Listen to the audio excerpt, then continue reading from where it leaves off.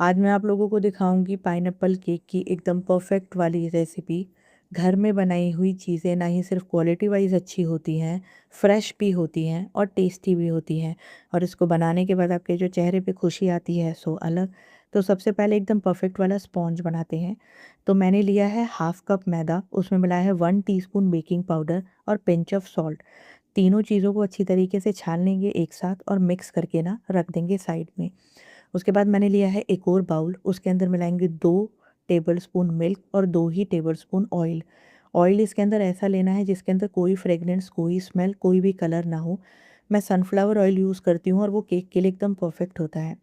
तो इन दोनों चीज़ों को अच्छी तरीके से मिक्स करेंगे और इसे भी साइड रख देंगे। अब मैं अपना टिन तैयार करूँगी। तो इसको मैंने ग्रीस कर लिया। अच्छा, पैरेलली मैंने अपने ओटीजी को भी प्री हीट होने के लिए लगा दिया था, क्योंकि 10 मिनट ही लगेंगे सारी चीज़ों को करने में। तब तक ओटीजी भी प्री हीट हो जाएगा और प्री हीट करना कंपल्शन है। अगर आप प्री हीट नहीं करेंगे तो केक को जब आप अंदर रखेंगे तो वो डम आई मीन वो राइज़ नहीं होगा, बिल्कुल भी बैठ जाएगा, हार्ड हो जाएगा। उसके बाद लेंगे 2 अंडे और उसके बाद उसके अंदर मिलाएँगे चीनी। तो मैंने मिलाई है हाफ़ कप चीनी। चीनी को एक साथ नहीं डालेंगे, धीरे-धीरे करके 2-3 बैचेस में डालेंगे। बीट करते रहें, चीनी मिलाते रहें, बीट करते रहें, चीनी मिलाते रहें। हमें इसको इतना बीट करना है कि ये इस तरीके से एकदम फ्रॉथी हो जाए। अब क्योंकि मैं पाइनएप्पल केक का फ्लेवर बना रही हूँ, तो मैंने पाइनएप्पल एसेंस डाला है। आप वेनिला बना रहे हैं, बटरस्कॉच बना रहे हैं, वो सेम एसेंस इसमें डाल दीजिए। अब हमें इसको इतना बीट करना है कि ये इस तरीके से एकदम फ्रॉथी और एकदम फ्लफ़ी हो जाए और जो अंडे का येलो वाला पार्ट होता है ना, वो दिखाई ना दे।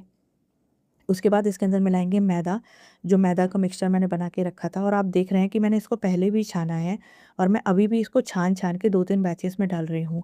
क्योंकि जितनी बार आप मैदा डालेंगे छान कर, उतनी बार इसमें एयर इनकॉर्पोरेट होगी और आपका जो बैटर है, आपका जो केक है, वो स्पॉन्जी भी होगा और फ्लफ़ी भी होगा। अब आपको बहुत हल्के हाथ से इसको मिक्स करना है। सारा मैदा मिलाने के बाद जो दूध वाला मिक्सचर मिला रखा था, वो भी मैं इसके अंदर मिलाने के बाद एक होमोजेनियस मिक्सचर तैयार करना है।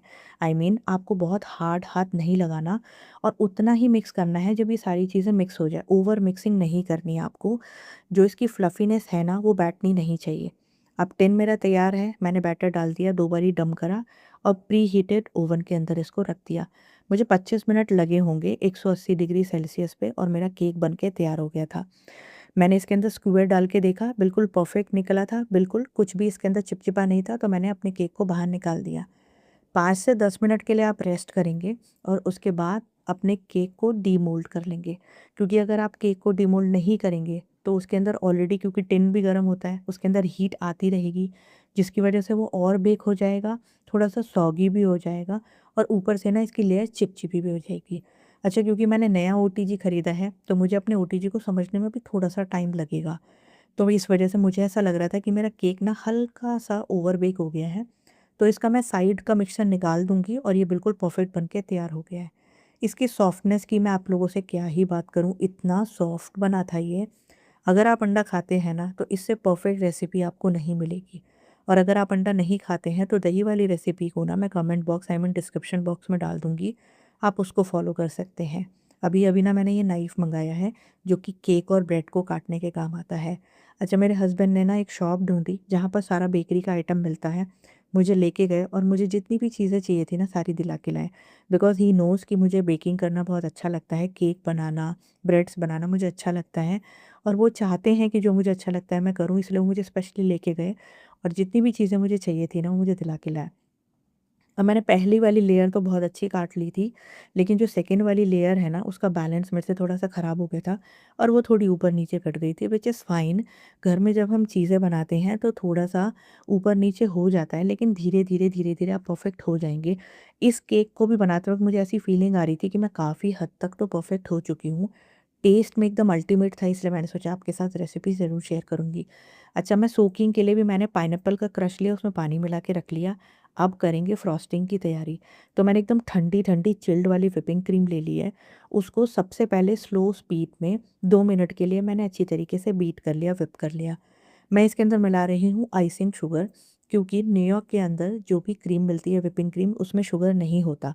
लेकिन इंडिया के अंदर जो व्हिपिंग क्रीम मिलती है उसके अंदर शुगर होता है, तो आप लोग बिल्कुल ना डालें। उसके बाद मैंने इसको मीडियम स्पीड में 1 मिनट के लिए चलाया, तो ये थोड़ा-सा इस तरीके से गाढ़ा हो गया था, मुझे चीनी कम लग रही थी, मैंने थोड़ी-सी और मिला दी। अब इसके बाद इसको 2 मिनट के लिए दोबारा से मीडियम स्पीड पे चलाएँगे, तो इसके अंदर ना सॉफ्ट पीक आ जाएगी, लेकिन हमें सॉफ्ट पीक नहीं, हमें स्टिफ पीक चाहिए। जैसे ही सॉफ्ट पीक आ जाए उसके बाद आपको ख़ास ख़्याल रखना है, आपको सिर्फ़ 1 मिनट के लिए चलाना है और रुक जाना है। जब इस तरीके से आपकी क्रीम बिल्कुल भी अपने बाउल से ना गिर ना रही हो और इसकी जो पीक है ना वो बिल्कुल स्टिफ़ हो गई हो। क्योंकि अगर आप ज़रा-सा भी ज़्यादा बीट कर देंगे तो आपकी क्रीम फट जाएगी, ओवर व्हिप हो जाएगी। वो भी फिर आपकी फिनिशिंग बिल्कुल भी नहीं आएगी। अच्छा, कभी अगर ऐसी सिचुएशन हो जाए कि आपकी क्रीम ओवर व्हिप हो गई है, तो हल्का-सा पानी का छींटा उसमें मारिए, स्पैचुला से उसको बराबर करने की कोशिश करिए, आपकी क्रीम थोड़ी-सी हो जाएगी। या फिर आप दूसरा ऑप्शन ये भी अपना सकते हैं कि आप उसके अंदर थोड़ी-सी चिल्ड व्हिपिंग क्रीम डाल दीजिए, जो कि व्हिप ना हुई रखी हो, मीन्स जो लिक्विड फॉर्म में हो उसको, और उसके बाद थोड़ा-सा उसको दोबारा से मिलाएँगे, वो हो जाएगी। आप ट्राई करके देखिएगा, ये दोनों मेथड मैं अपना चुकी हूँ और मेरी क्रीम ठीक हो गई है। तो सबसे पहले लेयरिंग कर लेते हैं। तो मैंने सबसे पहले नीचे का बेस लगाया, सोकिंग करी, उसके बाद ऊपर से मैंने क्रीम लगाई। अच्छा, आप मुझे काम करते वक़्त देखेंगे कि मेरे पास टर्निंग टेबल तो है, लेकिन मैं टर्निंग टेबल को कम घुमा रही हूँ और अपने हाथ को ज़्यादा घुमा रही हूँ, क्योंकि अभी ना मुझे प्रैक्टिस नहीं है। मैं कर रही हूँ कोशिश कि मैं इस टर्निंग टेबल को मतलब राउंड घुमाना स्टार्ट कर दूँ, लेकिन ना मैंने अब मैं जब अपनी वीडियो देख रही हूँ, तब मैंने नोटिस किया कि मेरा टर्निंग टेबल तो कम घूम रहा है, मेरा हाथ ज़्यादा घूम रहा है, लेकिन ठीक है, धीरे-धीरे शायद मुझे उसकी भी आदत हो जाएगी। उसके बाद पहली लेयर लगाने के बाद मैंने उसके अंदर पाइनएप्पल का क्रश भी लगा दिया, क्योंकि केक खाते वक़्त जिस भी फ्लेवर का केक होता है, अगर उसका क्रश मुँह में आता है, बहुत ही अमेज़िंग सा टेस्ट लगता है, और मैं इस केक की भी टेस्ट की मैं आपको शायद लफ्ज़ों में बयाँ ही नहीं कर सकती, इतना टेस्टी केक ये बना था। उसके बाद मैंने सेकंड लेयर भी बना दी। अच्छा, मैं कर रही हूँ क्रम्ब कोटिंग। केक बनाने के बाद सबसे पहले क्रम्ब कोटिंग करनी ज़रूरी होती है। मतलब ओवरऑल हमें ये कहने का मतलब है कि आपको जितना भी क्रम्ब है ना उसका वो सारा ढक देना है। क्योंकि अगर आप क्रम्ब कोटिंग नहीं करेंगे तो क्रीम लगाते वक़्त ना इसका क्रम्ब निकल-निकल के आपकी नाइफ़ में आएगा, वो पूरी क्रीम में लग जाएगा, फिर आप कभी भी फिनिश नहीं कर पाएँगे। तो सबसे पहले पूरी अच्छी तरीके से क्रम्ब कोटिंग करिए, एकदम हल्की-सी लेयर लगानी है क्रीम की। हल्की सी लेयर लगाने के बाद इसको 15 मिनट के लिए आप फ्रिज में रख दीजिए। 15 मिनट के बाद ये अच्छे तरीके से सेट हो जाएगा। उसके बाद आप इसके अंदर ऊपर से दोबारा लेयरिंग लगाइए, आपको बिल्कुल भी दिक्कत नहीं आएगी। तो क्रम्ब कोटिंग करने के बाद मैंने इसको 15 मिनट के लिए रख दिया।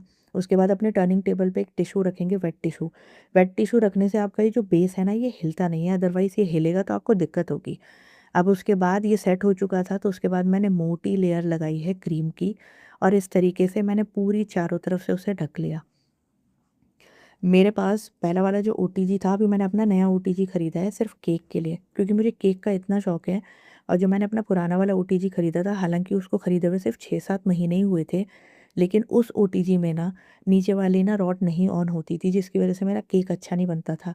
तो हमेशा बनाने के बाद ना मैं डिसअपॉइंट हो जाती थी।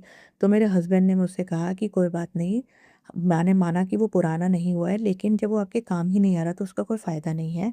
तो आप जो है नया ओटीजी देख लो जो आपके हिसाब से हो, और मेरे हस्बैंड ने उसे ऑर्डर कर दिया और अब मैं यम्मी यम्मी से केक बना लेती हूँ। तो अच्छी तरीके से लेयरिंग करने के बाद मैंने स्क्रैपर से ना उसके अंदर वो डिज़ाइन भी दे दिया। फिर मैंने मिलाया अपनी बची हुई क्रीम में येलो कलर, क्योंकि मैं डिज़ाइनिंग करने जा रही थी। अब मेरे को इस वक़्त तो याद नहीं है कि मैंने कौन-सा नोज़ल यूज़ किया था, लेकिन मैंने शायद 13 या 12 वाला नोज़ल यूज़ किया था। सॉरी, मेरे दिमाग से निकल गया कि मैं इस बात का भी ध्यान रखूँ। और मैंने ना इसका डिज़ाइन बनाने की कोशिश करी, और ये जो डिज़ाइन बन गया ना, मतलब ऊपर का, और फिर मैंने नीचे की भी उसकी आउटलाइनिंग करी। इसको देखने के बाद मतलब मुझे अपने आप में ही ना एक अलग सी खुशी हो रही थी। और जब मेरे हस्बैंड मुझे बेकरी शॉप पे ले गए थे, तो ना मैं कुछ ऐसे डेकोरेशन का भी सामान लेके आई थी। तो मेरे पास है ना ये पर्ल थे गोल्डन कलर के, तो मैंने इसके फ्लावर पे लगा दिए। इसका फाइनल रिज़ल्ट देख के मैं तो खुश हुई। मेरे हस्बैंड ने ना इस केक की तारीफ़ अपनी ज़बान से कम और अपनी आँखों से ज़्यादा करी थी। उनको भी ये इतना पसंद आया था। आप एक बारी ना इस रेसिपी को बस ट्राई करके देखिएगा।